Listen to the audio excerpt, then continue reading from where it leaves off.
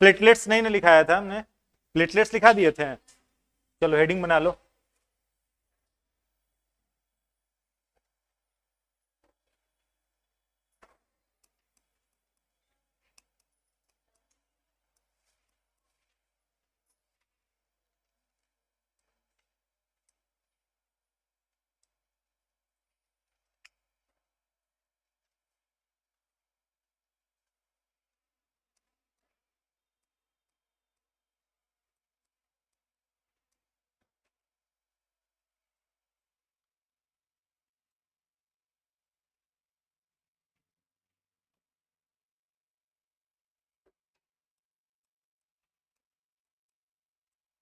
पहला पॉइंट इसमें लिखिएगा, ये अनियमित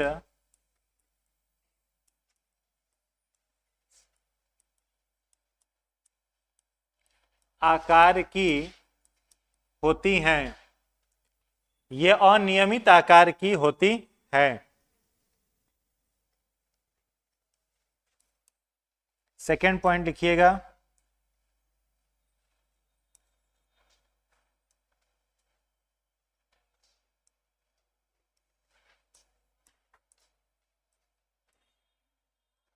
इसकी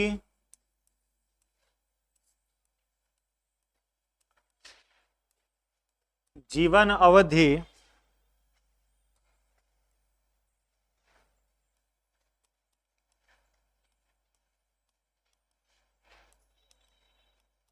24 घंटे की, इसकी जीवन अवधि 24 घंटे की होती है। इससे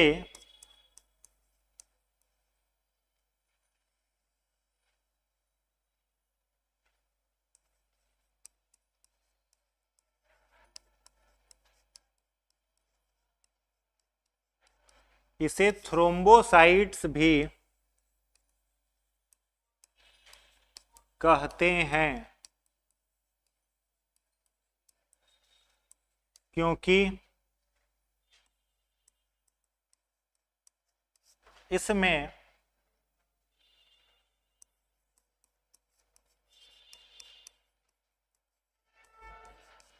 प्रोथ्रोम्बिन पाया जाता है,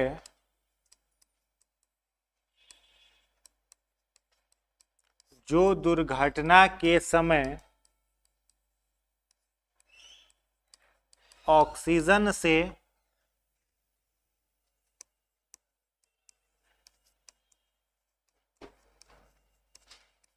अभिक्रिया कर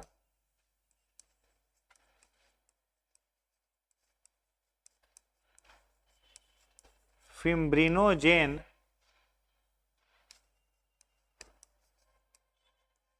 में बदल जाता है एवं रक्तस्राव को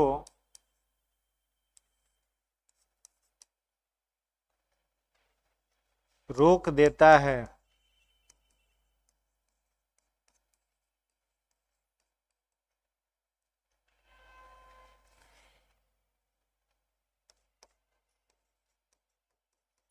इसमें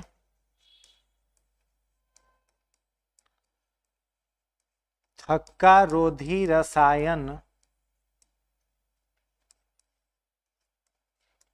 हिपैरिन पाया जाता है,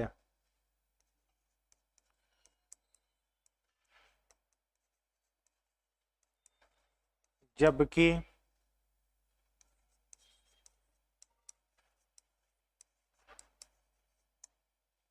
रक्त चूसक जंतुओं में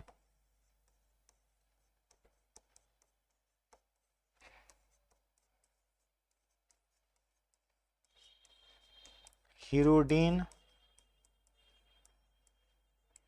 होता है।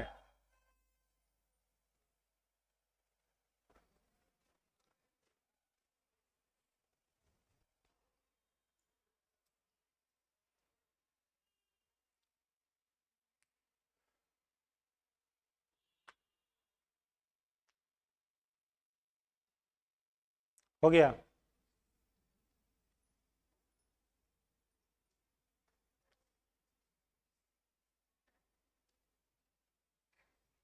चलिए इसको फटाफट देख लीजिए। प्लेटलेट्स जो है इसका शेप अगर आपसे पूछा जाए कि कैसा होगा तो क्या कहोगे? अनियमित। अनियमित को इंग्लिश में कहेंगे इरेगुलर, यानी यह किसी भी आकार का नहीं होता है। जैसे अमीबा होता है तो अमीबा का शेप कैसा होता है? इरेगुलर होता है। ठीक है, अब हम लोगों ने पढ़ लिया है पहले से ही आरबीसी के बारे में। तो आरबीसी जब हमने पढ़ाया था तो आरबीसी का शेप आपको मैंने क्या लिखवाया था? बाइकनकेव, याद है? आरबीसी का शेप हमने क्या लिखाया था आपको? बाइकनकेव। बाइकनकेव मतलब क्या होता है? द्विफोकसी। ठीक है। दूसरा हम लोगों ने जब पढ़ा था क्या? डब्ल्यूबीसी। तो डब्ल्यूबीसी का शेप मैंने आपको क्या लिखाया था? राउंड होता है। कैसा होता है? राउंड, माने गोलाकार होता है। और वही ब्लड में जो तीसरा कंपोनेंट होता है आरबीसी डब्ल्यूबीसी के बाद, वह कौन सा है? प्लेटलेट्स। तो प्लेटलेट्स कैसा होगा? अनियमित आकार का होगा, इरेगुलर शेप का होगा, मतलब इसका कोई शेप फिक्स नहीं है। ठीक है। इसकी जीवन अवधि कितने दिनों की होती है? 24 घंटे की। ठीक है, 24 घंटे इसका जीवन अवधि है। जैसे आरबीसी का मैक्सिमम लाइफ स्पैन कितने दिनों का था? 120 दिनों का था। डब्ल्यूबीसी का कितना था? 2 से 8 दिनों का था। वैसे ही इसका 24 घंटे का ही केवल होता है। आरबीसी को जिस प्रकार से हम लोग इरिथ्रोसाइट्स कह रहे थे, डब्ल्यूबीसी को ल्यूकोसाइट्स कह रहे थे, वैसे ही प्लेटलेट्स को क्या कहा जाता है? थ्रोम्बोसाइट्स। प्लेटलेट्स का वैज्ञानिक नाम जो होगा वह क्या हो जाएगा? थ्रोम्बोसाइट्स। और थ्रोम्बोसाइट्स से कहा जाता है, इसके पीछे का क्या कारण है? क्योंकि इसमें कौन सा प्रोटीन पाया जाता है? प्रोथ्रोम्बिन। इसमें एक प्रोटीन होता है जिस प्रोटीन का नाम प्रोथ्रोम्बिन है, इस कारण से इसे थ्रोम्बोसाइट्स भी कहते हैं। ये काम क्या करेगा? तो दुर्घटना के समय जैसे ही किसी को चोट वगैरह लगा तो दुर्घटना के समय ब्लड बाहर निकलेगा, तो ब्लड के साथ साथ जैसे ही प्लेटलेट्स बाहर निकलेगा तो उसका प्रोथ्रोम्बिन जो है वो वातावरण में मौजूद ऑक्सीजन से अभिक्रिया करके किस में बदल जाएगा? फिब्रिनोजेन में। और जैसे ही यह फिब्रिनोजेन में बदलेगा तो रक्त का बहना जो होगा वो बंद हो जाएगा और खून का थक्का जम जाएगा। ठीक है, तो खून का थक्का जमाने में इस फिब्रिनोजेन का एक इंपॉर्टेंट रोल होता है। और यह फिब्रिनोजेन कैसे बदलेगा? फिब्रिनोजेन में तो प्रोथ्रोम्बिन जब वातावरण के ऑक्सीजन के साथ अभिक्रिया करेगा तब बदलेगा। ठीक है, आगे लिखा हुआ है इसमें एक थक्का रोधी रसायन होता है। ऐसे समझिएगा इसको। मान लो यहां पर हम लोगों का कोई ब्लड वेसल्स है। ठीक है, ये हो गया ब्लड वेसल्स। इसको आप कुछ भी मान लो, सिरा मान लो या धमनी मान लो। ठीक है, तो सिरा हो या धमनी हो, इसके अंदर में बहेगा क्या? तो रक्त। यहां पर यह क्या बह रहा है? रक्त इसके अंदर प्रवाहित हो रहा है, बह रहा है। तो रक्त का जो बहता हुआ भाग है, इस बहते हुए भाग को क्या कहा जाता है? प्लाज्मा। रक्त का बहता हुआ भाग क्या कहलाएगा? प्लाज्मा। और इसी प्लाज्मा के अंदर में जो बाइकनकेव शेप का है, यानी इस तरह का है, इसे क्या कहोगे? आरबीसी। ठीक है, इसी के अंदर में जो राउंड शेप स्ट्रक्चर है, जो गोलाकार है, इसको क्या कहोगे? डब्ल्यूबीसी। और इसी के अंदर में जो एक इरेगुलर शेप का है, कैसा? इरेगुलर शेप, यानी अनियमित आकार का है, इसे क्या कहोगे? प्लेटलेट्स कहोगे। तो जैसे ही किसी व्यक्ति का हाथ पैर कटा तो कटने के बाद आरबीसी जब यहां आएगा तो बाहर निकल जाएगा, डब्ल्यूबीसी आएगा बाहर निकल जाएगा। लेकिन जैसे ही ये प्लेटलेट्स यहां पर आया तो यहां पर पहुंचा तो वातावरण के ऑक्सीजन के साथ इसका संपर्क हुआ, तो इसके अंदर का जो प्रोथ्रोम्बिन है वो फिब्रिनोजेन के रूप में बदल जाएगा। और फिब्रिनोजेन में जैसे ही बदलेगा तो यहां पर एक जाल जैसी संरचना, नेट जैसी संरचना बन जाएगी, जिससे रक्त का बहना जो होगा वो क्या हो जाएगा? रुक जाएगा। तो इसीलिए इसको क्या बोला जाता है? Blood coagulant agent. प्लेटलेट्स को कहते हैं ब्लड कोआगुलेंट एजेंट, थक्का बनाने वाला रसायन। अगर प्लेटलेट्स शरीर में नहीं रहे तो थक्का नहीं बनेगा। हाथ पैर कट गया तो शरीर का सारा रक्त बाहर निकल जाएगा, वो क्लॉट कभी नहीं होगा। तो क्लॉट करने में एक इंपॉर्टेंट रोल होता है किसका? प्लेटलेट्स का होता है। क्लियर है? अब ऐसा भी केस है, आपको पता है कि ये जो आरबीसी है, इस आरबीसी का मेन काम क्या है? हम लोगों के शरीर में ऑक्सीजन, कार्बन डाइऑक्साइड और ग्लूकोज का परिवहन करना। आरबीसी में लिखाए थे ना आपको, आरबीसी किन किन चीजों को ढो सकता है? ऑक्सीजन, कार्बन डाइऑक्साइड और ग्लूकोज। तो यानी यहां पर इस आरबीसी के अंदर में ऑक्सीजन है कि नहीं है? है। तो आरबीसी के अंदर जो ऑक्सीजन है, तो अगर मान लो शरीर के अंदर ही यह ऑक्सीजन इस प्लेटलेट्स के संपर्क में आ जाए तो प्लेटलेट्स तो शरीर के अंदर में भी खून का थक्का बना देगा। समझ में आ रहा है क्या बोल रहे हैं? जैसे ये प्लेटलेट्स जब शरीर से बाहर निकला तो वातावरण के ऑक्सीजन के साथ अभिक्रिया करके खून का थक्का बनाया, लेकिन यहां पर भी ऑक्सीजन है तो शरीर के अंदर में भी तो खून का थक्का बन सकता है। तो शरीर के अंदर में खून का थक्का बन गया तो पता चला कि हार्ट अटैक आ जाएगा, हार्ट का कैपिलरीज फट जाएगा। तो उससे कौन बचाता है? तो यहां पर ब्लड के अंदर में इस प्लेटलेट्स के ही अंदर पाया जाता है, क्या पाया जाता है? हिपैरिन। क्या पाया जाता है? हिपैरिन। ये हिपैरिन क्या काम करेगा? तो शरीर के भीतर खून के थक्का को नहीं बनने देगा। याद रखना, हिपैरिन क्या काम करेगा? शरीर के अंदर खून का थक्का बनने से रोक देता है। इसीलिए इस हिपैरिन को कहा जाता है एंटी ब्लड कोआगुलेंट।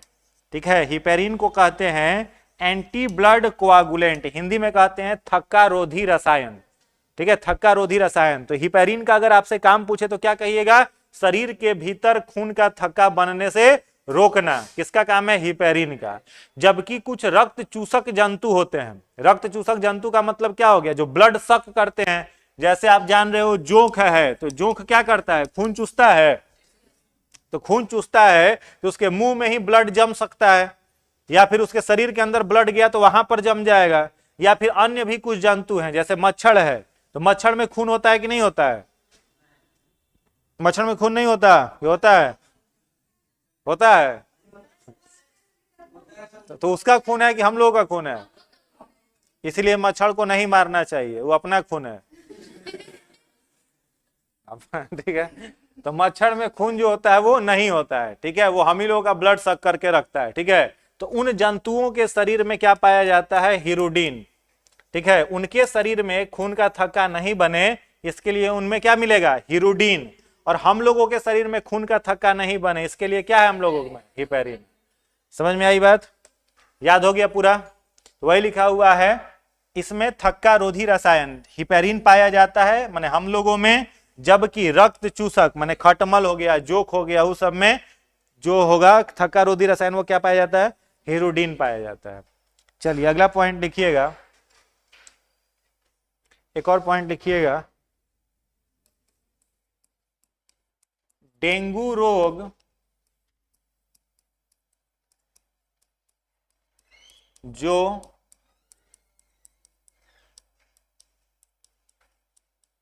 फैल्बीराइबो वायरस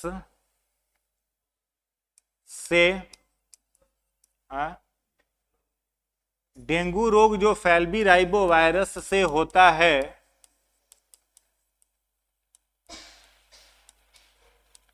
तथा मादा एडिस मच्छर से फैलता है, इस रोग में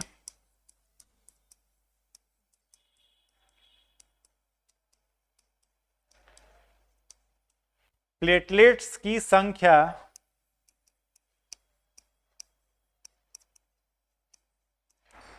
कम होने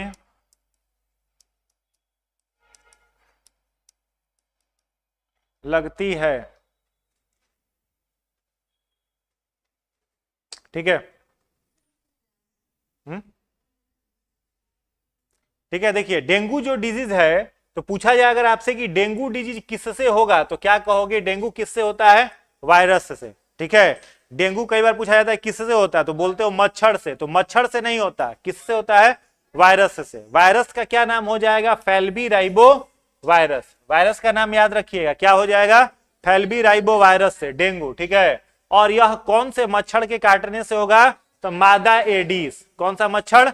मादा एडिस। ठीक है, जो मच्छर काटता है वो मादा मच्छर ही होता है, नर मच्छर काटता नहीं है। नर मच्छर फलों के रस पर रहता है, फूल के का जो नेक्टर होता है उस पर रहता है नर मच्छर, जबकि मादा मच्छर ब्लड के ऊपर जीवित रहता है। ठीक है, तो मादा एडिस मच्छर के काटने से होता है। जैसे एक बीमारी है मलेरिया, तो मलेरिया खैर वायरस से नहीं होता है, मलेरिया जो होता है एक प्रोटोजोआ से होता है, जिस प्रोटोजोआ का नाम क्या है?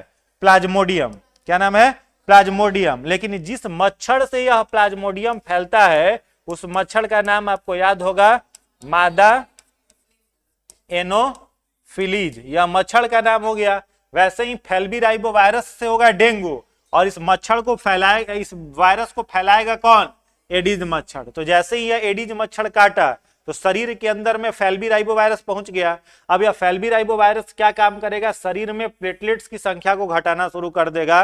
एक स्वस्थ व्यक्ति में प्लेटलेट्स की संख्या कितनी होती है? 1.5 लाख से 3 लाख। ठीक है, स्वस्थ व्यक्ति जो होता है उसके शरीर में प्लेटलेट्स की संख्या होनी चाहिए 1.5 लाख से 3 लाख के बीच में, तब वो हेल्दी है। तो ये प्लेटलेट्स काउंट जो होगा वो धीरे धीरे क्या होने लगेगा? घटना शुरू हो जाएगा डेंगू डिजीज में। क्लियर ना? आगे बढ़ा जाए। ई आगे लिखना है, अभी नहीं लिखिएगा, इसका कोई जरूरत नहीं। बताए हैं कि मादा एनाफिलीज है, यहां जो होगा मादा एनाफिलीज मच्छर से होता है मलेरिया।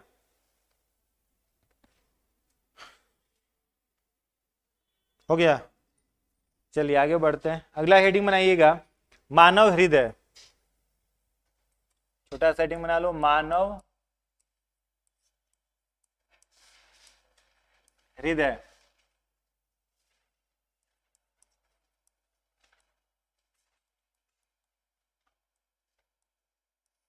Human heart. इसमें पहला पॉइंट लिखिएगा,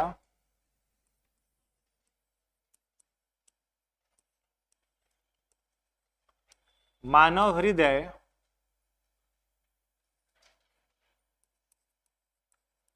पेरिकार्डियल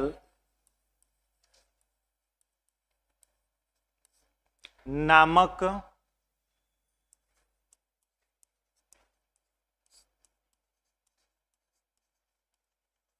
दोहरी झिल्ली से घिरा होता है,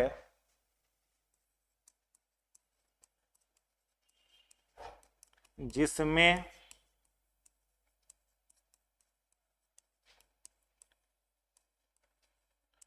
पेरिकार्डियल द्रव्य पाया जाता है।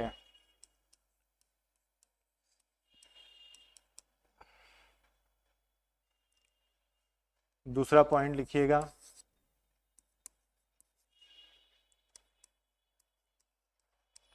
विभिन्न जीवों में हृदय के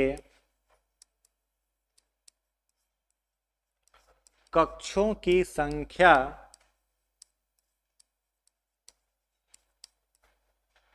अलग अलग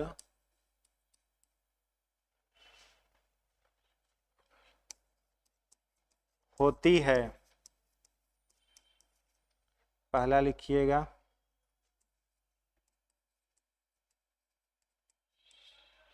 स्तनधारी जीव प्लस पक्षी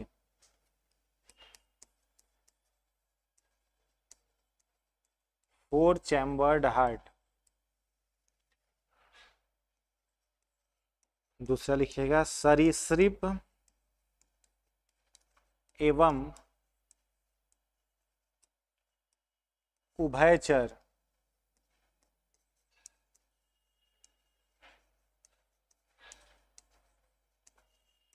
थ्री चैम्बर्ड हार्ट। तीसरा लिखिएगा, मछली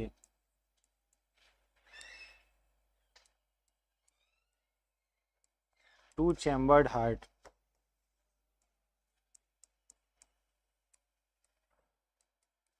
कॉकरोच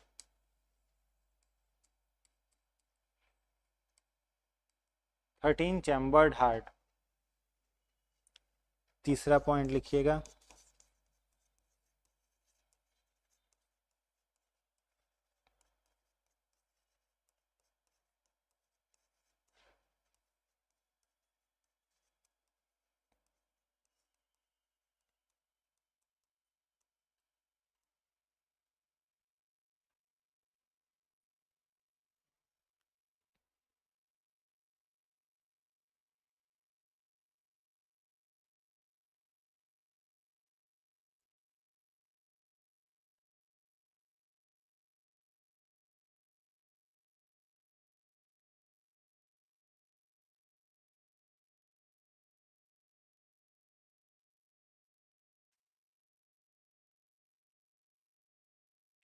हो गया।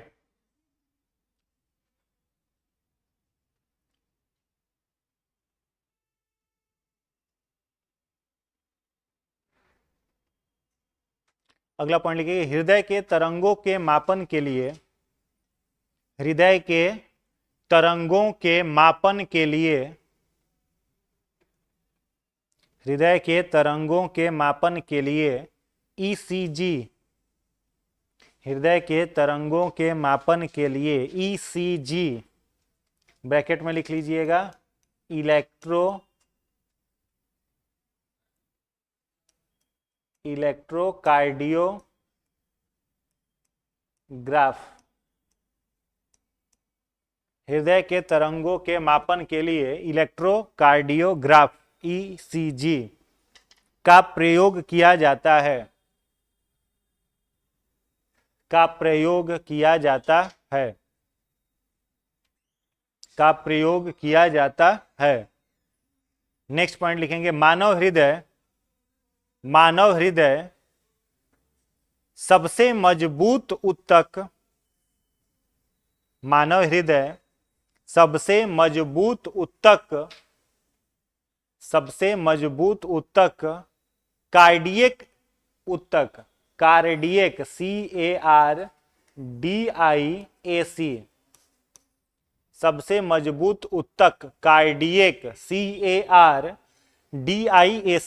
कार्डियक ऊतक का बना होता है, कार्डियक ऊतक का बना होता है। ठीक है, अब देखो हार्ट का जो अध्ययन है उस अध्ययन को क्या कहा जाता है, कार्डियोलॉजी। हृदय का अध्ययन क्या कहलाएगा, कार्डियोलॉजी। और जो हृदय के विशेषज्ञ होते हैं उनको क्या कहते हैं, कार्डियोलॉजिस्ट कहते हैं। तो कार्डियो का मतलब क्या हो गया, हार्ट। तो हार्ट जो है ह्यूमन बॉडी का, उसके चारों ओर जो मेम्ब्रेन है, तो हृदय के चारों ओर जो मेम्ब्रेन है उसको क्या कहा जाएगा, पेरिकार्डियम। जैसे ऐसे समझना, मान लो ह्यूमन का जो हार्ट हो गया वो कितने चैम्बर का हो गया, तो 4 चैम्बर का हो गया। कितने चैम्बर का हो जाएगा, 4 चैम्बर का। और इन चारों चैम्बर के बाहर में, ठीक है, एक दोहरी झिल्ली यहां पर आपको मिल जाएगी जो इन चारों चैम्बर्स का क्या है, बाहर में है। इसी झिल्ली को क्या कहा जाएगा, पेरिकार्डियम। इसे क्या कहेंगे, पेरिकार्डियम। पेरी का मतलब क्या होगा, चारों ओर, और कार्डियम का मतलब क्या होगा, हार्ट। पेरी माने चारों ओर और कार्डियम का मतलब क्या हो जाएगा, हार्ट। यानी ह्यूमन हार्ट के चारों ओर जो झिल्ली है उस झिल्ली का क्या नाम हो जाएगा, पेरिकार्डियम। समझ में आया, ठीक है। तो ये हृदय हो गया, इसके चारों ओर जो झिल्ली है इसका नाम हो गया पेरिकार्डियम। और ये जो पेरिकार्डियम झिल्ली है, इस पेरिकार्डियम झिल्ली के बीच में यहां पर क्या है, एक द्रव्य है। इस द्रव्य का क्या नाम हो जाएगा, पेरिकार्डियल फ्लूइड। इस द्रव्य का नाम हो जाएगा पेरिकार्डियल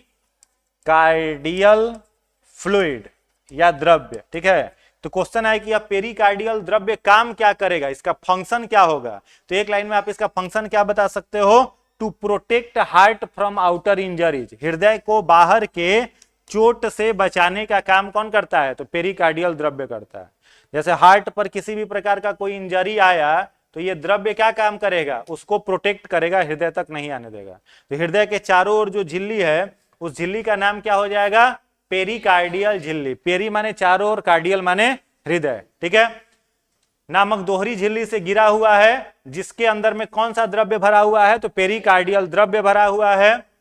विभिन्न जीवों में, जितने अलग अलग प्रकार के जीव हैं सब में। अब हार्ट का एक लाइन में अगर आपसे कार्य पूछा जाए कि इसका कार्य क्या होगा, फंक्शन, तो आपको पता होना चाहिए कि हृदय का काम क्या है, पंप करना।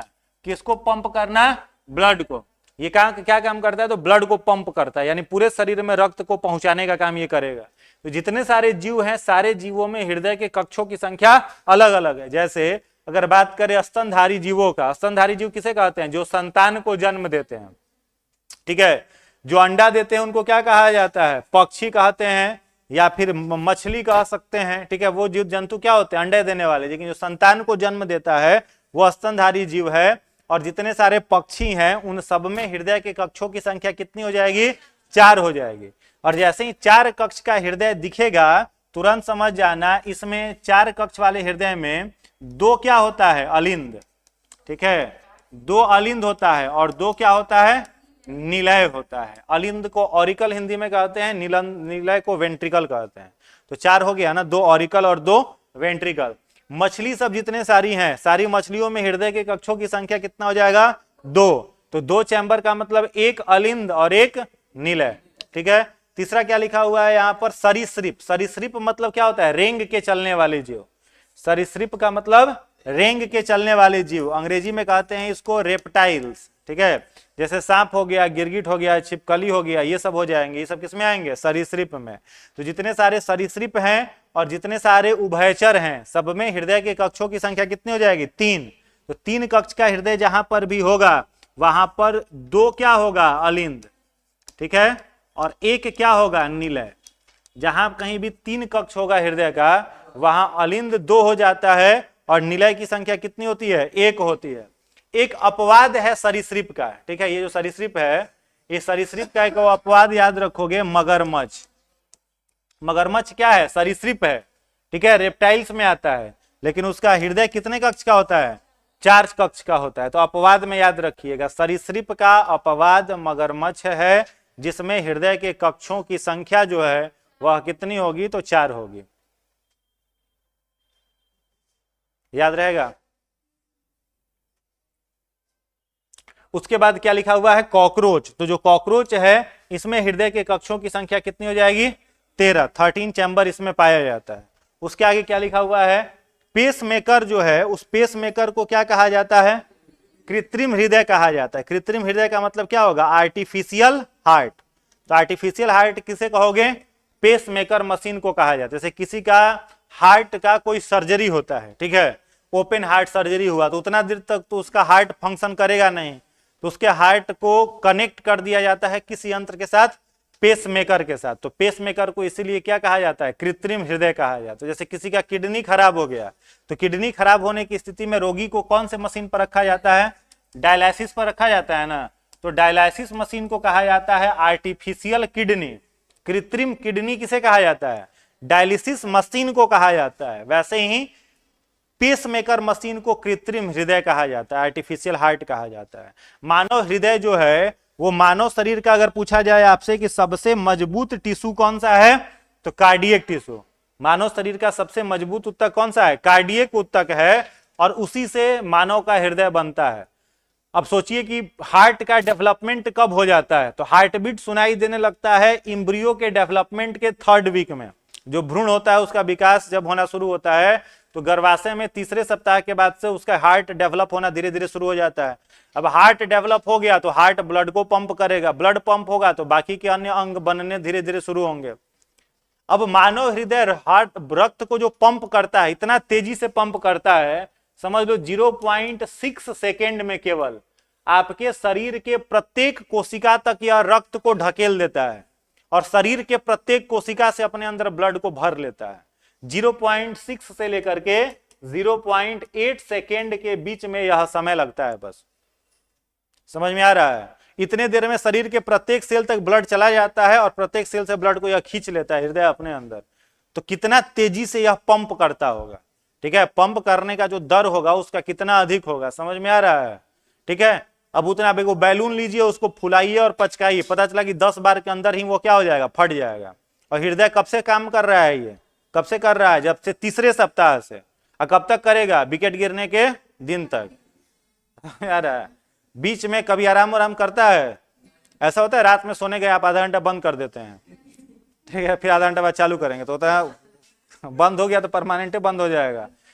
तो कभी बंद नहीं होता, लगातार काम करते रहता है। इकलौता शरीर का अंग है जो बिना थके कंटिन्यूअस काम करता है, बाकी सारे अंग कार्य करते हैं। ठीक है, बाकी सारे अंग काम करते हैं, किसे छोड़ के? हृदय को छोड़कर। क्या देख ही रहे हो कि ब्लड का फेंकने का इसका स्पीड क्या है? तो ये खराब क्यों नहीं हो पाता है? तो इसका कारण क्या है? यही एक कारण है कि यह मानव शरीर के सबसे मजबूत ऊतक का बना रहता है, जिस ऊतक का नाम है कार्डियक ऊतक। ठीक है। और हार्ट का अगर डायग्नोसिस करना है, हृदय का अगर परीक्षण करना है, तो सिनेमा वगैरह में देखते होंगे आप लोग कि पेशेंट को रख दिया जाता है और एक ऐसा कंप्यूटर रहता है, मॉनिटर, उसमें इस तरीके से लाइन जाते रहता है। यही लाइन अगर सीधा हो जाता है तो गया काम से। सीधा होने का मतलब गया, ठीक है, और ऐसे ऐसे ही लाइन चल रहा है तो मतलब जीवित है। टीवी में देखते हैं ना, यही मशीन जो है वो कौन सा मशीन है? ईसीजी। इसको कहा जाता है इलेक्ट्रोकार्डियोग्राफ। ठीक है, तो हृदय का परीक्षण करने के लिए कौन सा मशीन? ECG, electrocardiograph. और एक मशीन होता है ईईजी। हाँ, तो ईईजी में याद रखिएगा यह होता है मस्तिष्क के लिए, ठीक है।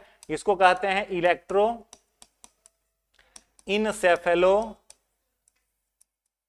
इंसेफेलोग्राफ, ठीक है। तो ईईजी अगर पूछे तो मस्तिष्क के लिए, और ईसीजी पूछे तो किसके लिए, हार्ट के लिए, हृदय के लिए। समझ में आया? इतना सारा पॉइंट हो गया। चलिए अगला पॉइंट लिखिएगा, मानव हृदय।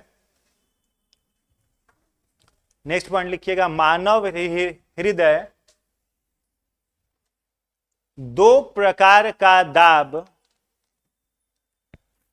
दो प्रकार का दाब, दाब दाब प्रेशर, दाब। मानव हृदय दो प्रकार का दाब उत्पन्न करता है,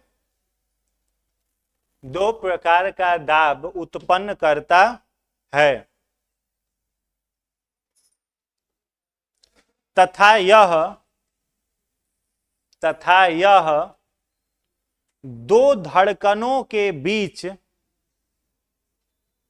तथा यह दो धड़कनों के बीच आराम करता है, दो धड़कनों के बीच आराम करता है। यानी हम लोग का हृदय कभी आराम नहीं करता, जबरदस्ती लिखवा रहे हैं दो धड़कनों के बीच में, क्योंकि सिलेबस में दे दिया है। अब सोचो दो धड़कन के बीच में कितना कम समय मिलता होगा, माइक्रोन सेकेंड। 0.6 सेकेंड में तो ब्लड को फेंक दे रहा है और खींच ले रहा है, तो 0.6 सेकेंड माने 1 सेकेंड का भी कितना छोटा भाग, और उसमें भी इसको आराम करवाना है। तो दो धड़कन जो होता है, धड़कन समझ रहे हैं, जैसे जैसे यहाँ पर अपना पल्स पकड़िएगा तो डुब डुब का आवाज सुनाई देगा, ठीक है, उसी को बोला जाता है धड़कन। हार्ट से कौन सा आवाज निकलता है, तो हार्ट से याद रखिएगा लब और डब का आवाज निकलता है, ठीक है। हृदय जो होता है, इससे जो ध्वनि सुनाई देती है उसको कहते हैं लब डब का ध्वनि जो होता है वो हृदय से निकलता है, ठीक है। और दो धड़कनों के बीच ये क्या करता है, आराम करता है, रेस्ट करता है।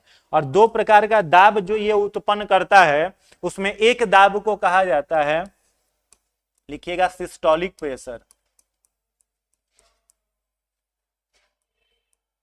हिंदी में कहते हैं इसको संकुचन दाब। यह होता है 120 mm Hg। और दूसरा यह जो दाब उत्पन्न करता है इसको कहते हैं डायस्टोलिक प्रेशर, शिथिलन दाब।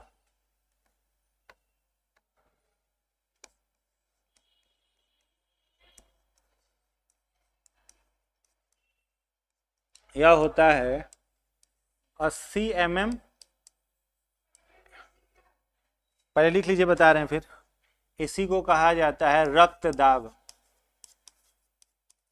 अंग्रेजी में कहते हैं ब्लड प्रेशर।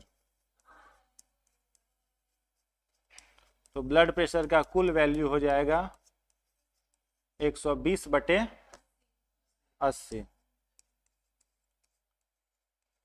mm Hg।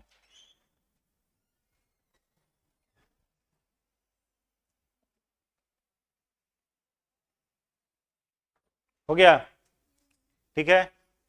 तो ह्यूमन हार्ट कितना तरह का प्रेशराइज किया, दो तरह का, सिस्टोलिक और डायस्टोलिक, ठीक है। तो सिस्टोलिक का मतलब क्या होगा, सिकुड़ना, और डायस्टोलिक का मतलब फिर अपने जगह पर फैलाव हो जाना, ठीक है। जैसे हार्ट एक बार क्या किया, एक बार सिकुड़ा, तो सिकुड़ा तो पूरे शरीर में क्या करेगा, ब्लड को फेंक देगा, ठीक है। तो कितने के स्पीड में फेंकेगा, 120 mm Hg। mm यहाँ mm Hg क्या है, यूनिट का नाम है, ठीक है। जैसे टाइम का यूनिट क्या है, सेकेंड है, तो वैसे ही यहाँ Hg जो है इसकी किसको कहते हैं, Hg का मतलब क्या होता है, पारा। Hg का मतलब क्या होता है, पारा, मरकरी। तो मरकरी जो होता है वो मेटल होता है कि नॉन मेटल, नॉन मेटल, तरल धातु होता है, ठीक है। लिक्विड मेटल, मेटल का एक्सेप्शन कौन है, Hg है, मरकरी है, जो कि तरल अवस्था में होता है और क्या होता है, धातु होता है। इसलिए थर्मामीटर वगैरह यंत्र में किसका प्रयोग किया जाता है, पारा का। समझ, बुखार नापना हो किसी का तो कैसे नापते, मान लो पारा नहीं रहे, थर्मामीटर नहीं रहे, बुखार नापना हो तो क्या करेगा, लोहा का छड़ सटाइएगा उसके देह में, और 2-4-10 दिन के बाद वो छड़ धीरे धीरे गर्माएगा तो पता चलेगा कि हुआ है बुखार। तो वहां पर हम लोगों को क्या चाहिए, एक ऐसा द्रव्य चाहिए, ठीक है, जो ऊपर नीचे हो सके और जिसका गर्म होने का तापमान बहुत ही क्या हो, कम हो। समझ में आ रहा है, तब ना तुरंत गर्म हो जाएगा। तो लिक्विड मेटल का एग्जाम्पल क्या है, पारा। और तरल अधातु का एग्जाम्पल ब्रोमीन। तरल अधातु क्या है, ब्रोमीन है, और तरल धातु कौन है, पारा है। ठीक है, तो इसीलिए पारा का उपयोग किया जाता है इसमें। तो ये क्या है, सिस्टोलिक प्रेशर है, और ये क्या है, डायस्टोलिक प्रेशर है। तो एक बार सिकुड़ा तो पूरे शरीर में ब्लड को फेंक दिया, दूसरा बार क्या करेगा, रिलैक्स करेगा तो पूरे शरीर से ब्लड को अपने अंदर भरना शुरू कर देगा।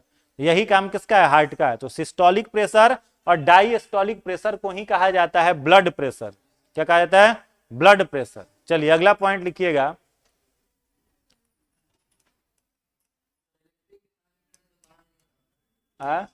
ना उसमें नहीं रहता, लिखिए अगला पॉइंट, एस्फिग्नोमैनोमीटर, यहां लिखा हुआ है एस्फिग्नोमैनोमीटर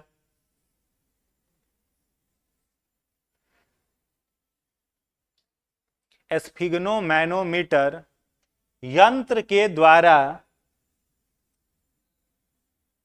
एस्फिग्नोमैनोमीटर यंत्र के द्वारा रक्त दाब मापा जाता है।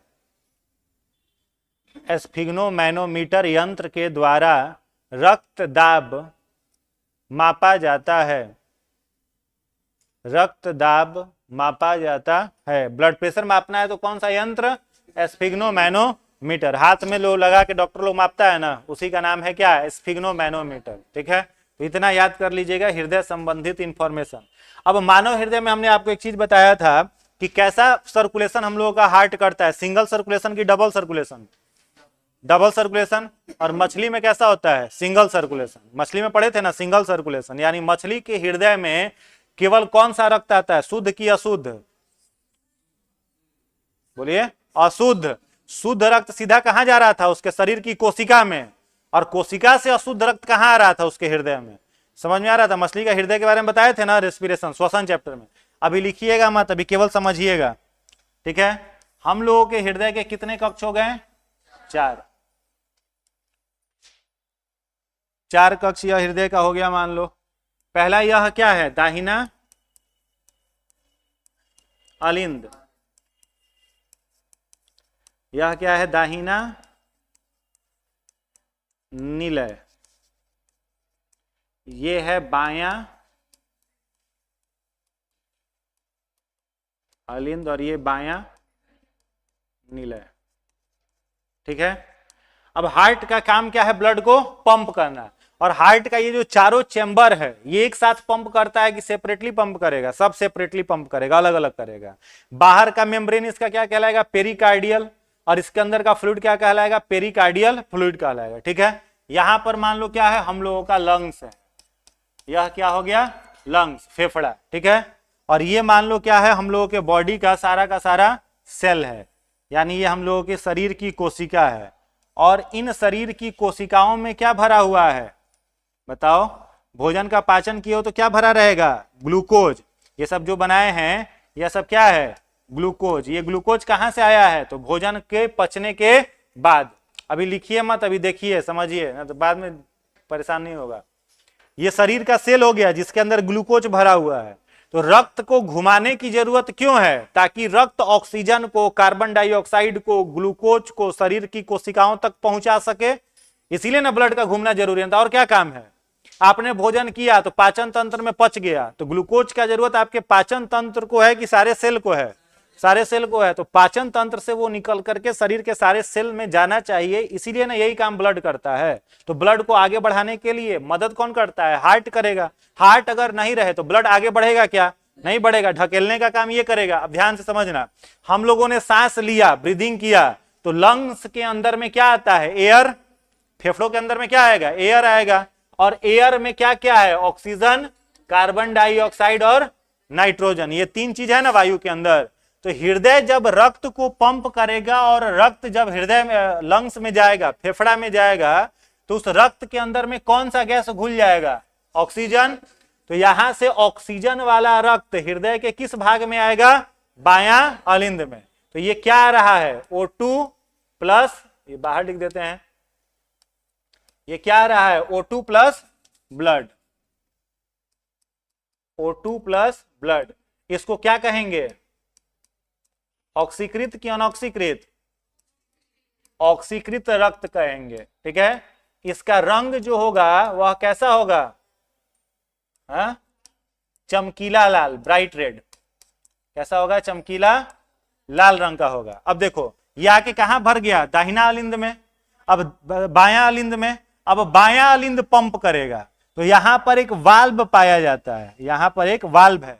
जैसे साइकिल में हवा हम लोग भरते थे तो उसमें वाल्व ट्यूब रहता था ना, वाल्व ट्यूब क्या काम करता था? हवा अंदर चल जाने देता था, बाहर निकलने देता था? नहीं निकलने देता था। तो हार्ट में यहां पर एक वाल्व लगा हुआ है, इस वाल्व का नाम है मैट्रियल वाल्व। क्या नाम है? मैट्रियल वाल्व। ठीक है, तो यार ट्राइकस्पिड है आई थिंक, क्या होगा? ट्राइकस्पिड, रुक जाओ। यहां पर एक वाल्व है जिसका नाम है ट्राइकस्पिड वाल्व। ठीक है, अब ये वाला बायां अलिंद पंप करेगा तो इस वाल्व के थ्रू, ट्राइकस्पिड वाल्व के थ्रू इसके अंदर का रक्त जो है वो कहां भर जाएगा?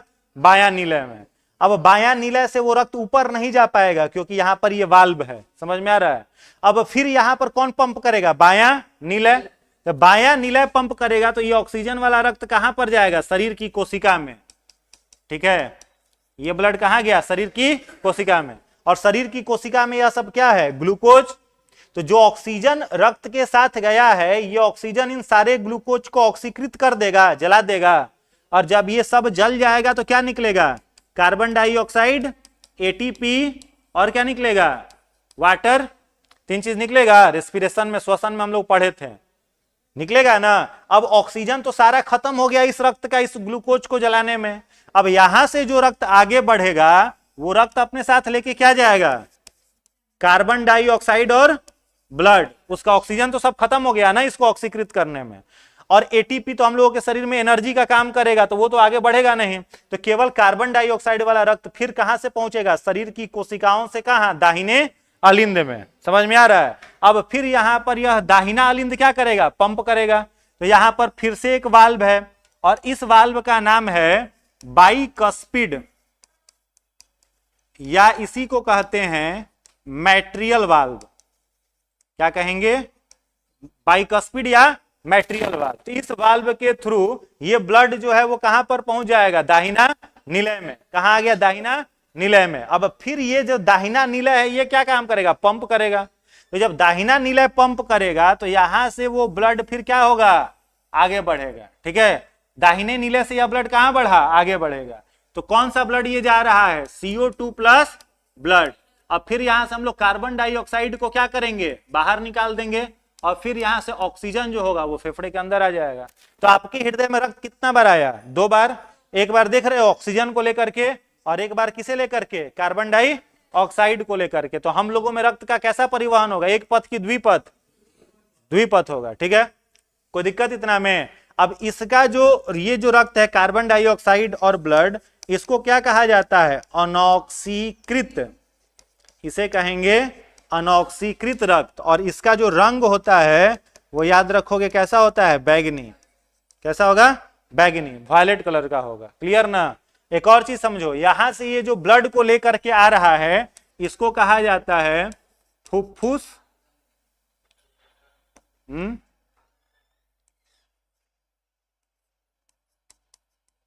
इसको कहा जाता है फुफ्फुस धमनी।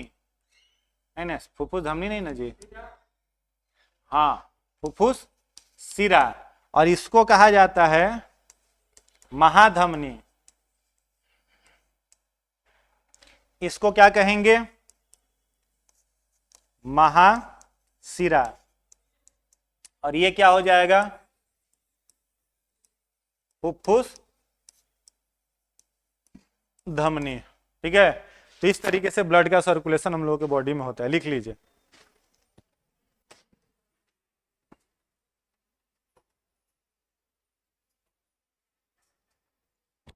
इसको बनाइए।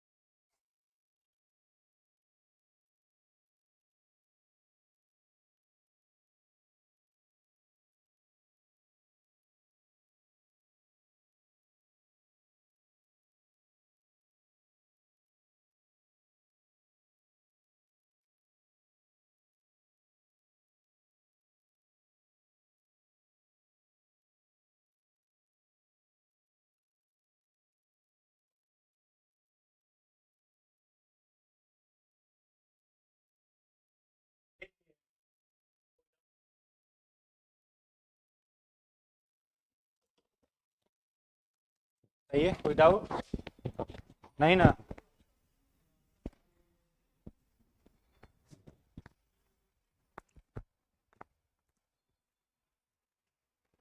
आगे बढ़ा जाए। देखो इससे क्वेश्चन किस तरह से एग्जाम में पूछेगा। इससे क्वेश्चन आपका बनेगा कि मानव हृदय के किस भाग में सबसे पहले ऑक्सीजन वाला रक्त फेफड़ों द्वारा लाया जाता है? क्या होगा? बायां अलिंद। फिर पूछेगा कि मानव शरीर की कोशिकाओं में शुद्ध रक्त हृदय के किस भाग से आता है? शुद्ध रक्त माने ऑक्सीजन वाला ब्लड, बायां नील। ठीक है। उसके बाद पूछेगा कि शरीर की कोशिकाओं से अशुद्ध रक्त हृदय के किस भाग में आता है? दायां अलिंद। ठीक है। फिर पूछेगा कि मानव के फेफड़ों में अशुद्ध रक्त किस हृदय के किस भाग से आता है? तो दायां नीलय से। ठीक है। तो इस सीरीज को याद रखिएगा। फिर क्वेश्चन आपका बनेगा कि फेफड़े द्वारा शुद्ध रक्त किस रक्त धमनी किस रक्त वाहिका के द्वारा हृदय में लाया जाता है? तो फुफ्फुस शिरा। इस फुफ्फुस शिरा को इसको लिखा देते हैं अभी। ठीक है। तो ये वाला फिगर मोटा मोटी समझ गए। अब इसमें एक दो चीज और ध्यान दोगे, एक दो पॉइंट और लिखिएगा। लिखिएगा रक्त वाहिकाएं। एक छोटा सा हेडिंग बना लो, रक्त वाहिकाएं।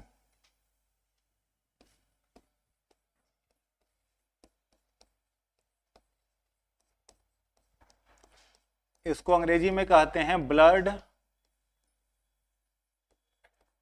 वेसल्स। पहला लिखिएगा धमनी, इसको अंग्रेजी में कहते हैं आर्टरीज। डैश देकर के इसमें लिखिएगा O2 प्लस ब्लड। दूसरा लिखिएगा सीरा, ब्रैकेट में लिखना वेन, डैश देकर के लिखना CO2 प्लस ब्लड। तीसरा लिखना रक्त केशिकाएं, ब्लड कैपिलरीज, डैश देकर के लिखना धमनी एवं सिरा को ये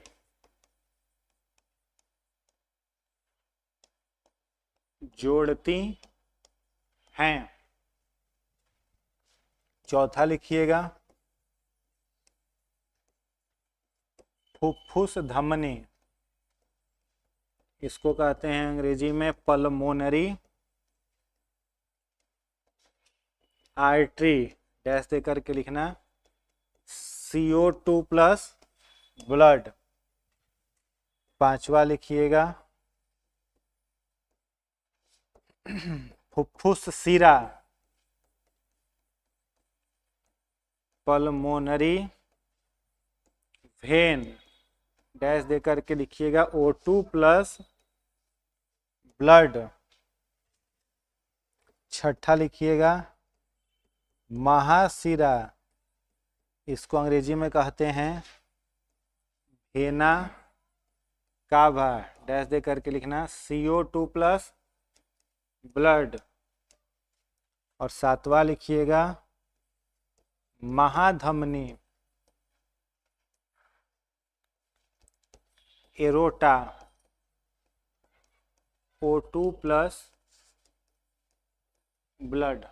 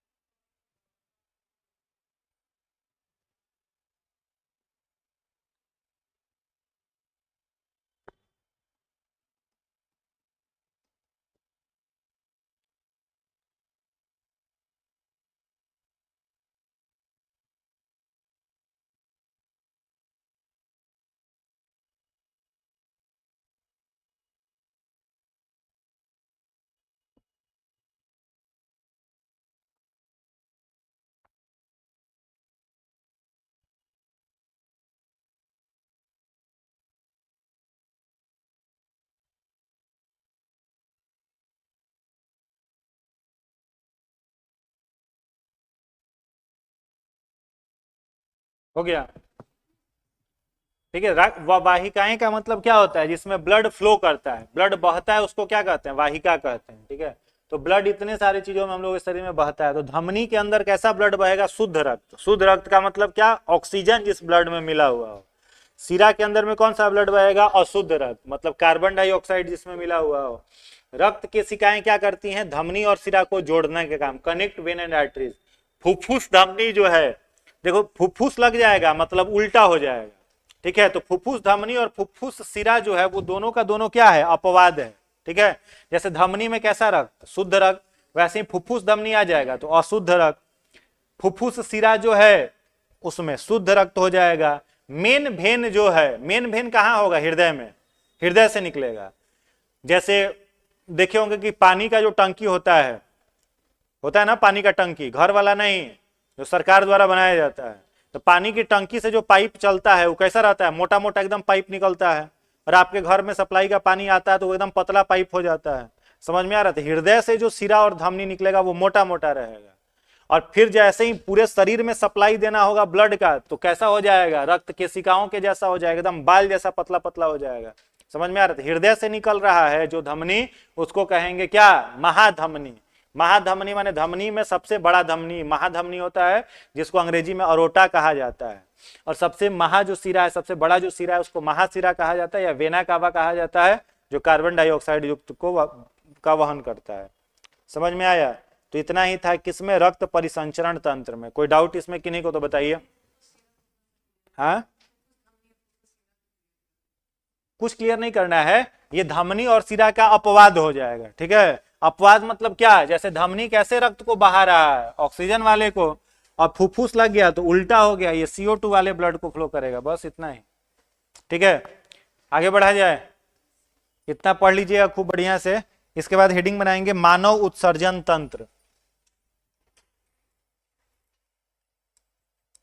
मानव उत्सर्जन तंत्र, ह्यूमन एक्सक्रीटरी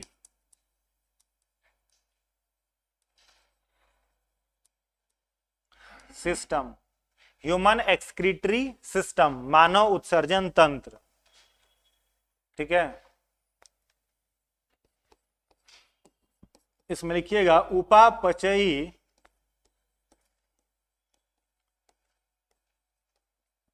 अनावश्यक पदार्थों का शरीर से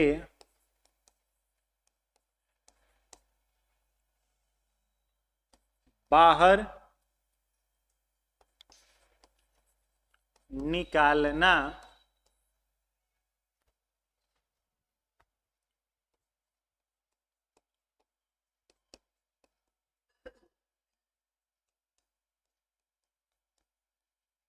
उत्सर्जन कहलाता है। ठीक है, तो उत्सर्जन का डेफिनेशन अगर देना हो तो क्या दीजिएगा, बताइए। जो लिखा हुआ है यही उत्सर्जन का क्या हो जाएगा, परिभाषा हो जाएगा। हो जाएगा ना, क्या परिभाषा हो जाएगा कि जितना सारा उपापचयी पदार्थ है, ठीक है, उसका उपापचयी पदार्थों का मतलब क्या है, यहाँ पर जो अनावश्यक है हम लोगों के शरीर के लिए। अब जैसे भोजन का पाचन हो रहा है, तो भोजन के पाचन, अब हम लोगों का जो ब्लड है, इसमें एक चीज आपने अभी तक क्या देखा कि ब्लड में ही सारा चीज मिक्स हो रहा है। इसी में ऑक्सीजन मिक्स हो रहा है, इसी में कार्बन डाइऑक्साइड मिक्स हो रहा है, इसी में प्रोटीन मिक्स हो रहा है, इसी में कार्बोहाइड्रेट मिक्स हो रहा है, इसी में लिपिड मिक्स हो रहा है। सब कहाँ मिक्स हो रहा है, ब्लड में। तो ब्लड में जब इतना सारा चीज लगातार मिक्स हो रहा है, तो ब्लड के अंदर में गंदगी आएगी कि नहीं आएगी, आएगा ना। तो ब्लड से उसी गंदगी को बाहर निकालने का जो प्रक्रिया है, उसको क्या कहा जाएगा, उत्सर्जन कहा जाएगा। ठीक है, removal of nitrogenous harmful toxic waste from the body of individuals is called excretion. जितना भी उपापचयी प्रक्रिया होता है, जैसे पाचन हो गया, श्वसन हो गया, इन सबके द्वारा हम लोगों के शरीर में जो अनावश्यक पदार्थ जमा हो जाते हैं, उन्हीं को शरीर से निकालना उत्सर्जन कहलाता है। क्लियर है, जितने सारे जीव हैं, सभी जीवों के अंदर में उत्सर्जी पदार्थ अलग अलग प्रकार के होते हैं। तो अगला पॉइंट लिखना, विभिन्न जीवों में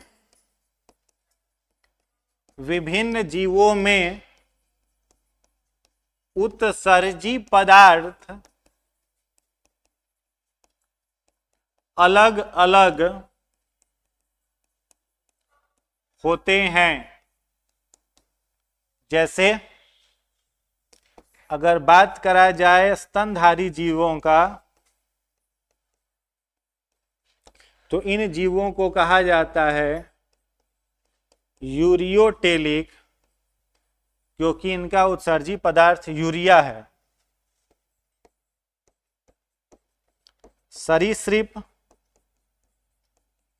पक्षी प्लस कीट, इन जीवों को कहा जाता है यूरिकोटेलिक, क्योंकि इनका उत्सर्जी पदार्थ यूरिक एसिड है। और जो मछली होती है इसको कहा जाता है अमोनियोटेलिक, क्योंकि इसका उत्सर्जी पदार्थ अमोनिया है।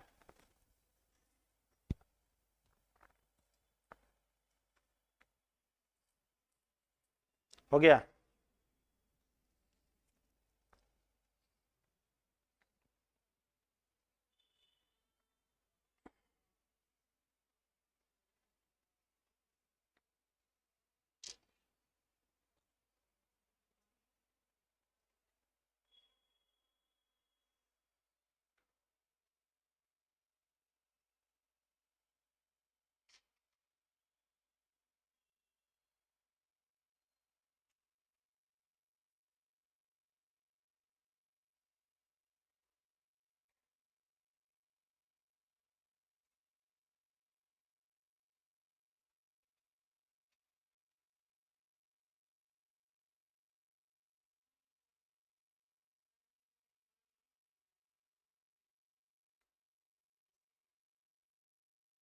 तो दोनों एक ही नाम थोड़ी लगाओ, यूरिको है और एक यूरियो है, तो अंतर नहीं है, यूरिको और यूरियो। चलिए हो गया। तो उत्सर्जन का परिभाषा समझ गए। उसके बाद लिखा है जितने तरह के जीव होते हैं सब अलग अलग प्रकार के, उनका उत्सर्जी पदार्थ भी क्या होगा, अलग अलग। क्यों अलग होगा? क्योंकि उनका परिवेश हम लोगों से क्या है, अलग है। मछली कहाँ रहेगी? जल में रहेगी। उभयचर जमीन पानी दोनों जगह पर रहेंगे। सबका भोजन अलग अलग प्रकार का है। तो अलग अलग परिवेश और अलग अलग आहार के कारण जीवों के शरीर के भीतर के उत्सर्जी पदार्थ भी क्या होंगे, अलग अलग प्रकार के होंगे। तो पहला क्या लिखा हुआ है, स्तनधारी जीव। तो जितने सारे स्तनधारी जीव हैं उन सबके रक्त में जो गंदगी होगी वो किस रूप में रहेगी, यूरिया के रूप में रहेगी। इसीलिए उन जीवों को क्या कहा जाएगा, यूरियोटेलिक। क्या कहेंगे, यूरियोटेलिक। ठीक है।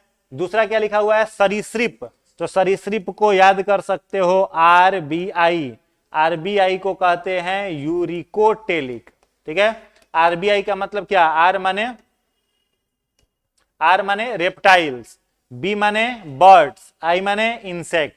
रेप्टाइल्स, बर्ड्स, इंसेक्ट, इनको क्या कहा जाता है, यूरिकोटेलिक। यूरिकोटेलिक क्यों कहा जाता है, क्योंकि उनके रक्त में जो गंदगी होगी वो किस रूप में रहेगी, यूरिक एसिड के रूप में रहेगी। ठीक है। और जितनी सारी मछलियां हैं, फिश हैं, तो फिश के शरीर की गंदगी किस रूप में रहती है, अमोनिया। इसलिए मछलियों को क्या कहा जाएगा, अमोनियोटेलिक कहेंगे। ओके। अब जैसे मान लो हम आपसे एक क्वेश्चन पूछते हैं, बताना डॉल्फिन जो है वो यूरियोटेलिक है, यूरिकोटेलिक है, अमोनियोटेलिक है?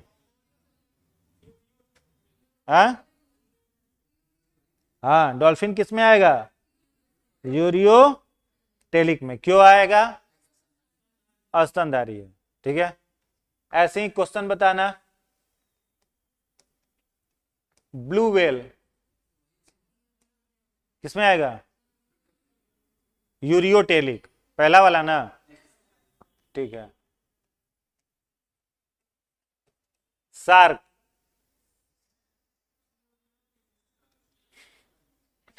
शार्क मछली है। हाँ, कैसा, उसी में दिमाग लगा रहा था, अमोनियोटेलिक वाला। शार्क अमोनियोटेलिक हो जाएगा। ठीक है। मछली होता है। सबसे बड़ी मछली कौन सी है, शार्क। और सबसे बड़ा स्तनधारी ब्लू व्हेल। और सबसे बड़ा दांत वाला व्हेल को क्या कहा जाता है, एक व्हेल होता है इसका दांत होता है, सबसे बड़ा दांत वाला व्हेल को कहते हैं स्पर्म व्हेल। ठीक है। स्पर्म वेल कहा जाता है, सबसे बड़ा दांत वाला ये वेल मछली होता है। ठीक है, तो शार्क सबसे बड़ी मछली का नाम है, इसलिए वो क्या हो जाएगा, अमोनियोटेलिक। अगर पूछे आपसे मान लो इसी तरीके से कि बताइए कॉकरोच जो होता है वह कॉकरोच किस में आएगा?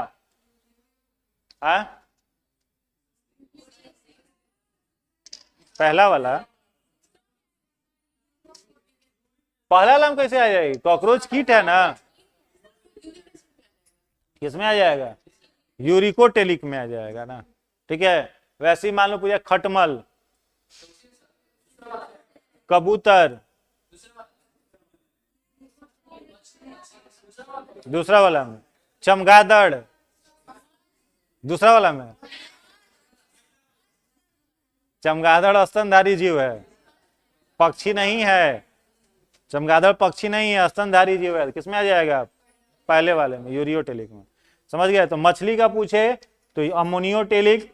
जितने सारे मगरमच्छ किस में आ जाएगा? मगरमच्छ मैमल है, मगरमच्छ मैमल है, सरीसृप है ना जी। हाँ, तो किस में आ जाएगा? यूरिकोटेलिक में। कछुआ, सांप, छिपकली, चमगादड़, छिपकली, चमगादड़ पहला और छिपकली इसमें आ जाएगा। चलिए हो गया। तो जितने सारे अलग अलग जीव हैं सबका उत्सर्जी पदार्थ उनके शरीर में अलग अलग होता है। Sperm whale, sperm whale. चलिए नेक्स्ट पॉइंट लिखिएगा, किडनी मानव शरीर का प्रमुख उत्सर्जी अंग है जो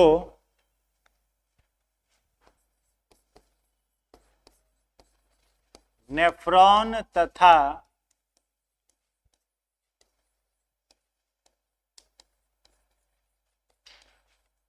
वोमेन कैप्सूल द्वारा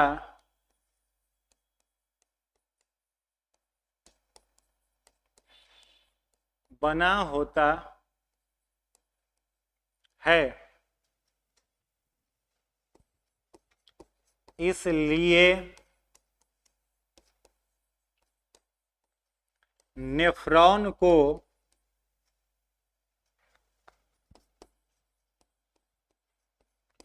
किडनी का संरचनात्मक एवं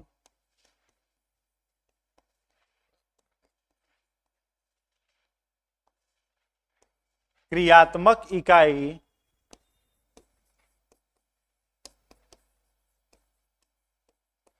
कहते हैं। किडनी उदर गुहा के पिछले भाग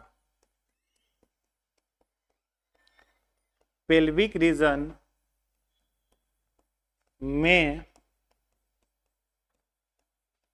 गहरे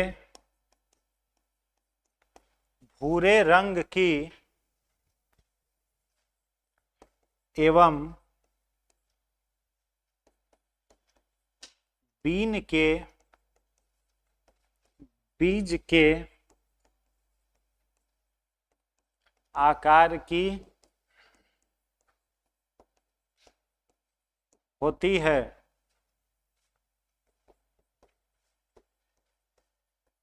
किडनी का मुख्य कार्य रक्त से यूरिया को छानना एवं यूरिन का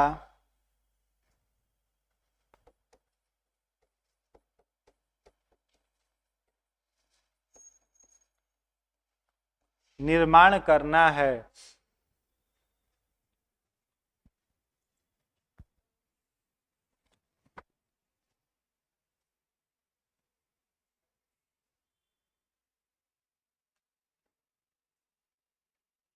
हो गया।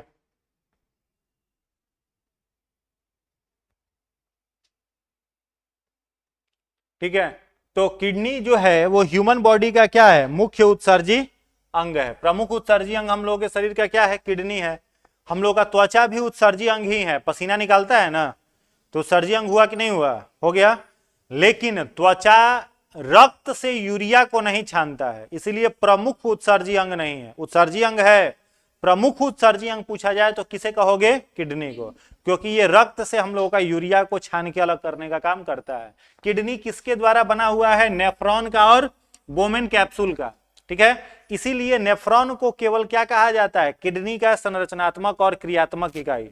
जैसे शरीर किसका बना हुआ है, कोशिका का, तो कोशिका को कहते हैं शरीर की संरचनात्मक और क्रियात्मक इकाई, वैसे ही इसको कहेंगे नेफ्रॉन को किडनी का संरचनात्मक और क्रियात्मक इकाई। क्लियर है। किडनी कहाँ है, तो उदर गुहा के पिछले भाग में, पेल्विक रीजन में, यानी ये उदर गुहा हुआ तो इसका पिछला हिस्सा यहाँ क्या है, किडनी है। एक किडनी का औसतन भार लगभग कितना हो जाता है, तो 240 ग्राम के आसपास। ठीक है, प्रत्येक किडनी का यह क्या होता है, औसतन भार मिल जाएगा आपको। किस रंग का होगा, तो गहरे भूरे रंग का होता है, मतलब अगर देखा जाए तो एकदम राजमा के बीज जैसा दिखेगा। कैसा दिखेगा, राजमा का बीज आपने देखा होगा, भूरे रंग का होता है, और जो उसका स्ट्रक्चर होता है उसी स्ट्रक्चर का, उसी कलर का किडनी का स्ट्रक्चर आपको मिलेगा। पूरा का पूरा बना किस चीज का है, तो नेफ्रॉन्स का बना हुआ है। ठीक है, नेफ्रॉन्स के द्वारा ये क्या होता है, निर्मित होता है, और उसके ऊपर एक कप शेप स्ट्रक्चर मिलेगा जिसको कहा जाता है बोमेन्स कैप्सूल, या हिंदी में कहते हैं बोमेन संपुट, हिंदी में कहा जाता है। क्लियर है।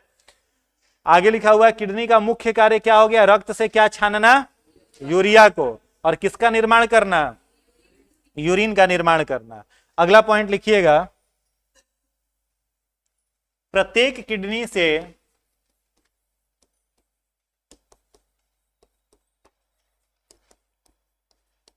एक एक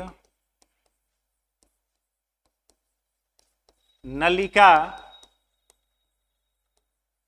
निकलती है जिसे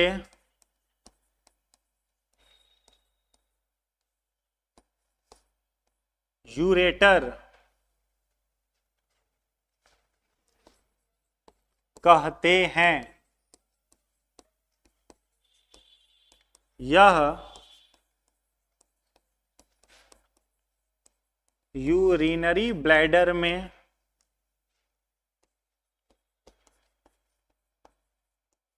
खुलता है तथा यूरिनरी ब्लैडर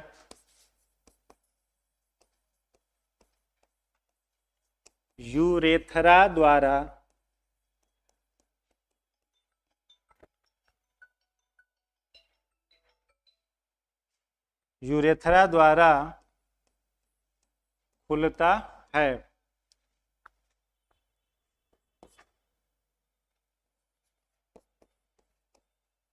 किडनी के आंतरिक भाग में अपचित खनिज के जमा होने से पथरी बन जाता है, जिसका रासायनिक नाम कैल्शियम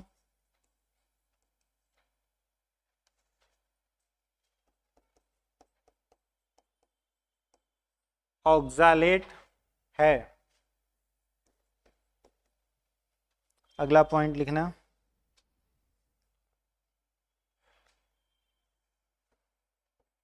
यूरिन में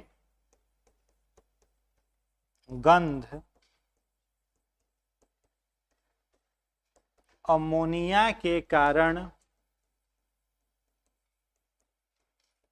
होती है, जबकि इसका पीला रंग यूरोक्रोम के कारण होता है।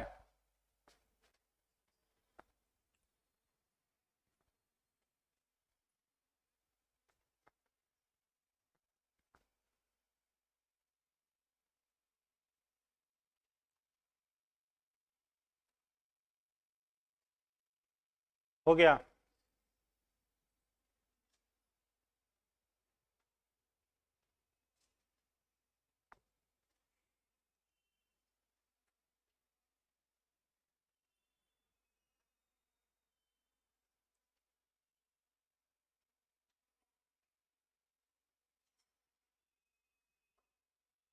यहां तक क्लियर है? ठीक है, अब इसको देखिए फटाफट।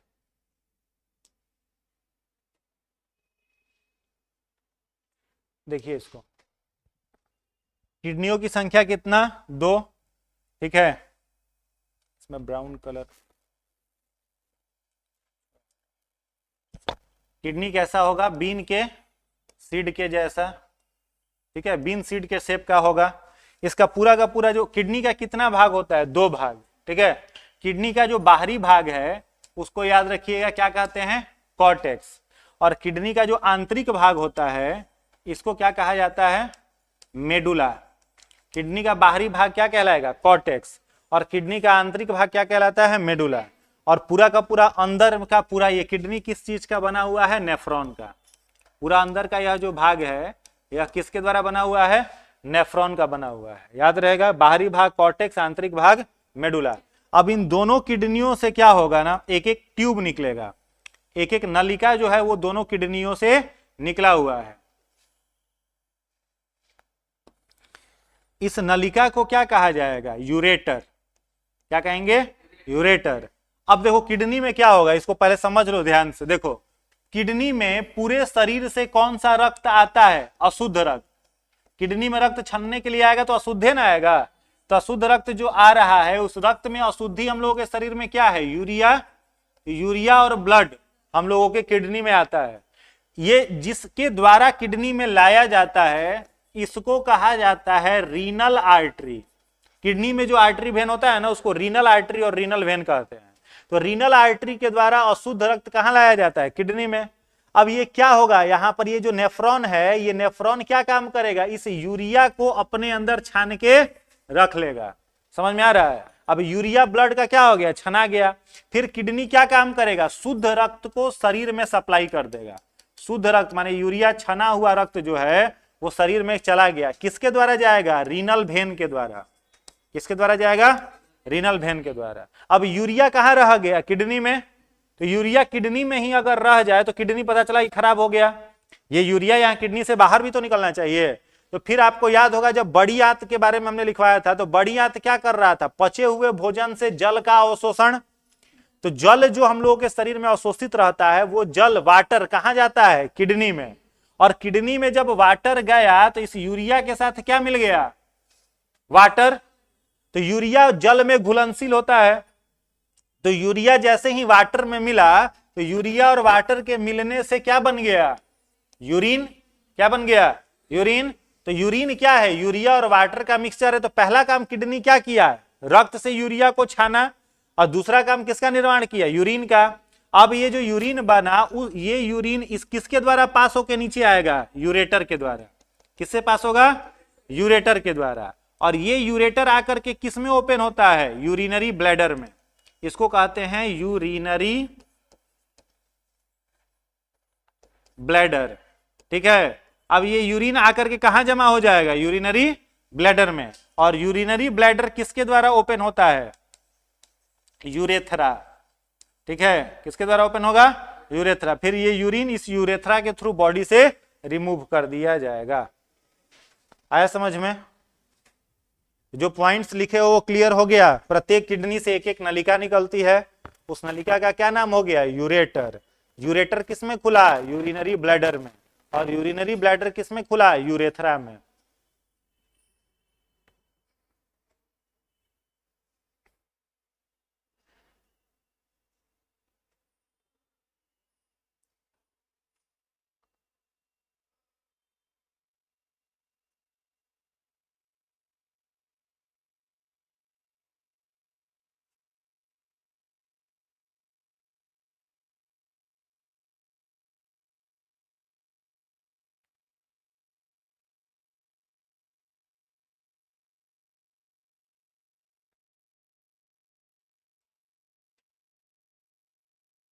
ठीक है।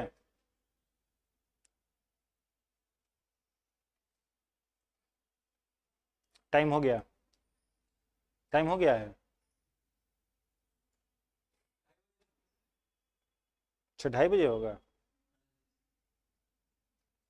ये टॉपिक बस खत्म करेंगे। चलिए, इतना हो गया, बना लिए।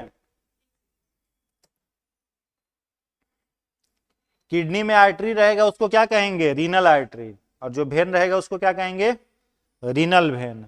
तो किडनी में यूरिया वाला ब्लड किसके द्वारा आएगा? रीनल आर्टरी के द्वारा।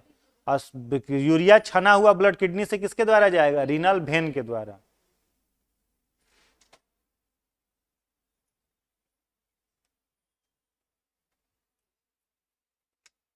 हो गया।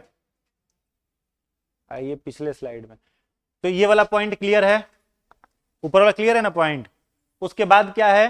किडनी के आंतरिक भाग में अपचित खनिज। अब देखो क्या होगा, हम लोगों का के बॉडी में जो भी भोजन पच गया या जो नहीं पचा, वो सब जो पच गया वो तो आपका ग्लूकोज के रूप में चला गया बॉडी के सेल में, और जो नहीं पचा वो ब्लड में मिक्स होकर के छनने के लिए कहां पर चला गया? किडनी में। ठीक है। तो ब्लड में यहां पर ये जो यूरिया आ रहा है, इस यूरिया के साथ साथ क्या होता है? कुछ मिनरल्स भी होते हैं। कैसे मिनरल्स? जिसको हम लोगों का बॉडी नहीं पचा पाया है, उस मिनरल्स को भी यह किडनी क्या करता है? अपने अंदर जमा करते रहता है, स्टोर करते रहता है। अब ये मिनरल्स का साइज इतना बड़ा होता है कि ये इस यूरेटर के थ्रू पास होकर के यूरिन के रास्ते नहीं जा सकते हैं। तो ये धीरे धीरे क्या होंगे? किडनी में ही जमा होने लगेंगे। और ये जब जमा होने लगेंगे तो इन्हीं को किडनी का पत्थरी कहा जाता है, स्टोन कहा जाता है, जिसका रासायनिक नाम है कैल्शियम ऑक्सालेट। क्या नाम है? Calcium oxalate. इनका क्या है? रासायनिक नाम है। क्लियर?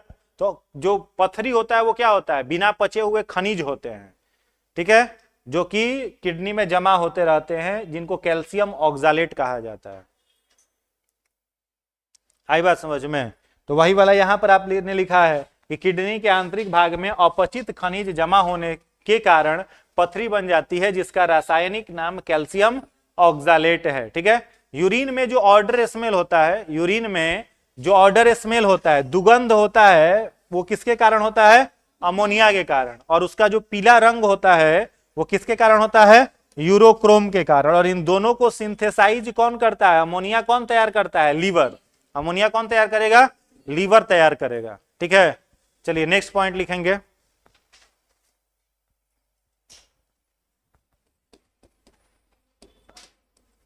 किडनी खराब होने पर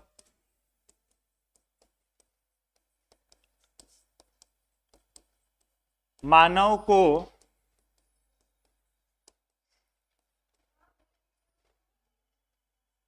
डायलिसिस मशीन पर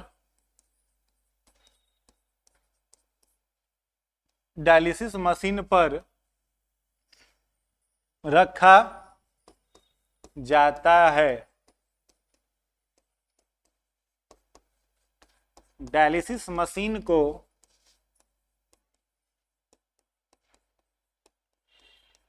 कृत्रिम वृक्क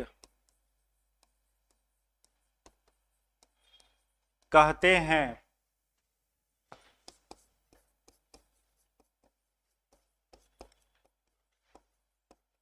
डायलिसिस मशीन द्वारा रक्त का शुद्धिकरण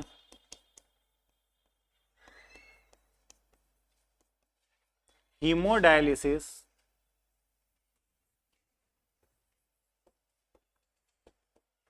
कहलाता है।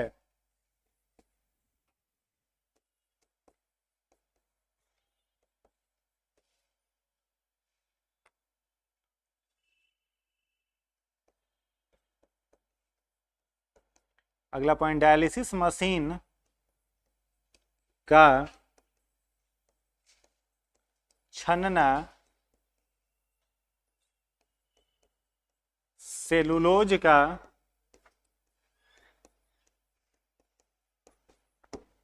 बना होता है।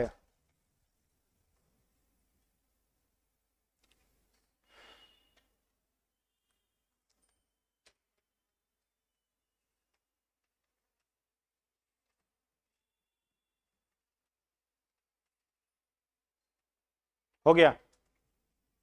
अब जैसे किडनी, किसी का किडनी खराब हो गया, डिसफंक्शन हो गया, तो वो यूरिया को फिल्टर तो कर नहीं पाएगा, नहीं कर पाएगा ना, यूरिया छान पाएगा, और यूरिया लगातार ब्लड में बढ़ता रहे तो मर जाएगा व्यक्ति। यूरिया शरीर से निकालना है। दोनों किडनी अगर किसी का खराब हो गया तो सप्ताह में कम से कम, कितना भी कम तो 2 गो डायलिसिस उसको देना पड़ता है व्यक्ति को, ठीक है। अब डायलिसिस बहुत खतरनाक प्रक्रिया है, इसमें शरीर को भयंकर कष्ट होता है, बहुत ज्यादा शरीर को दर्द होता है। अब बहुत प्रेशर से शरीर के अंदर से नसों से खून को खींचा जाता है, ठीक है, शरीर से खून को खींचा जाता है, और उतनी प्रेशर से शरीर में खून को फिर चढ़ाया भी जाता है। तो दोनों काम साथ साथ चलते रहते हैं, शरीर से खून को खींचना और शरीर में खून को चढ़ाना।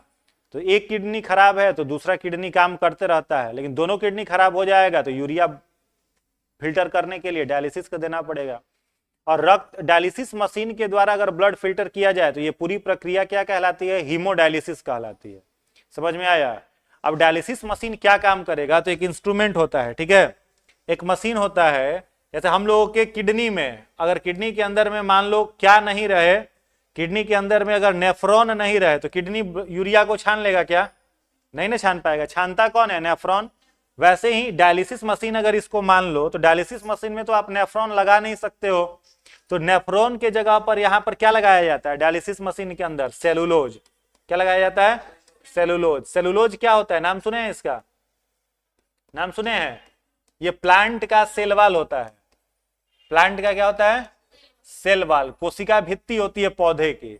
ये किसकी तरह काम करती है? जैसे हम लोगों के शरीर में नेफ्रॉन जो किडनी में काम कर रहा है, डायलिसिस मशीन में यही नेफ्रॉन के जगह पर क्या रहता है? सेलुलोज का सेल वॉल, ठीक है। अब पूरे शरीर से ब्लड को धीरे धीरे निकाला जाता है, और निकाल करके कहां भेजा जाता है इस ब्लड को? कैसे ब्लड को? जिस ब्लड में क्या है? यूरिया। इस ब्लड को कहां भेजा जाएगा? इस डायलिसिस मशीन के अंदर। अब डायलिसिस मशीन में जैसे ही यह ब्लड जाएगा तो यूरिया कहां रह जाएगा? इस सेलुलोज के अंदर में। और फिर जो शुद्ध रक्त होगा उस शुद्ध रक्त को कुछ देर तक एक जगह पर जमा करेंगे और इसके तापमान को 0 डिग्री सेल्सियस पर गिरा दिया जाता है। जैसे शरीर से ब्लड को निकाला गया तो उस ब्लड का सर्टेन टेम्परेचर कुछ रहेगा, मान के चलो कितना? 37 डिग्री सेल्सियस रहेगा ना, 37 डिग्री सेल्सियस शरीर का जो तापमान है। फिर उस ब्लड को क्या करेंगे? जब डायलिसिस हो जाएगा तो 0 डिग्री पर ठंडा करेंगे। अब ये 0 डिग्री कैसे लाया जाता है? तो 37 से सीधा टेम्परेचर को कितना दे दिया जाता है? 0 डिग्री। ये नहीं कि 37, अब जैसे मान लो आप फ्रिज में 37 डिग्री पर गर्म पानी रखते हैं, वो पानी फ्रिज में रखिएगा तो कैसे ठंडा होगा? 36 डिग्री, 35 डिग्री, 34 डिग्री, 33, 32, 31 ऐसे होगा, ऐसे होता है ना। तो यहां पर वो काम नहीं किया जाता है, यहां पर सीधे उसके टेम्परेचर को कितना? 37 से 0 पहुंचा दिया जाता है। क्यों किया जाता है ऐसा? क्योंकि इस डायलिसिस के दौरान अगर कोई जीवाणु वगैरह इस ब्लड में आ गया है तो वो जीवाणु तापमान परिवर्तन होने के कारण अचानक से क्या हो जाए? मर जाए। यही प्रक्रिया आप लोगों ने देखा होगा, दूध के पैकेट पर लिखा रहता है पास्चुराइज्ड मिल्क, देखें लिखा रहता है पाश्चुकृत दूध लिखा रहता है। तो पास्चुराइज्ड मिल्क क्या होता है? दूध को लेते हैं बड़े कंटेनर में, और इस दूध को क्या किया जाता है? 63 डिग्री सेल्सियस पर 15 मिनट के लिए क्या किया जाता है? गर्म किया जाता है। अब ये 63 डिग्री तापमान क्या तुरंत माइक्रोन सेकेंड में, अब जैसे इसको गर्म करना शुरू करें और यहां लगा दे कुछ, तो 1 डिग्री 2 डिग्री ऐसे ना बढ़ेगा, यहां पर वैसे नहीं बढ़ेगा। यहां पर सीधा तापमान कितना दे दिया जाता है? तुरंत 63 डिग्री प्रोड्यूस कर दिया जाता है। क्योंकि अचानक तापमान परिवर्तन होने के कारण दूध के अंदर में अगर कोई माइक्रोब है वो क्या हो जाए? मर जाए। और फिर 15 मिनट के बाद तुरंत इस दूध को कितना डिग्री टेम्परेचर पर गिरा देंगे? 0 डिग्री पर, ताकि फिर तापमान परिवर्तन होने के कारण बचा खुचा जो माइक्रोब्स है वो भी उसके अंदर क्या हो जाए? खत्म हो जाए। इस प्रक्रिया को पास्चुराइजेशन कहा जाता है। तो यही काम यहाँ पर ब्लड में किया गया, ब्लड को ठंडा किया गया, फिर इसको क्या किया जाता है? धीरे धीरे शरीर में चढ़ाते रहते हैं, चढ़ते रहता है, निकलते रहता है दोनों काम साथ साथ।